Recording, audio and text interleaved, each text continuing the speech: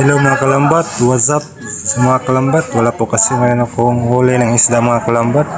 Kaya kasi po masama po yung mga panahon mga kalambat. Kaya nanguha na lang ako ng guso mga kalambat sa tabi ng ilog. Ito po yung guso mga kalambat. Sobrang sarap nitong guso mga kalambat. Wala po kasi huli ngayon sa dagat mga kalambat. Sobrang masama ng panahon, kaya po ako ay kumain na lang ng ulam, saka gusto yung ulam natin mga kalambat.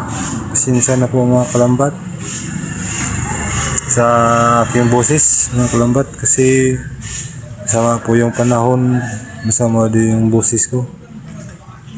Yun lang mga kalambat, at maraming salamat sa nagsuporta sa akin mga kalambat. Baka sa susunod na araw kahuli tayo ng isda mga kalambat.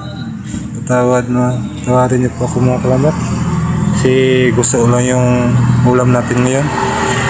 Sa mga nakapanood ngayon mga kalambat, mag-iwan na lang ng heart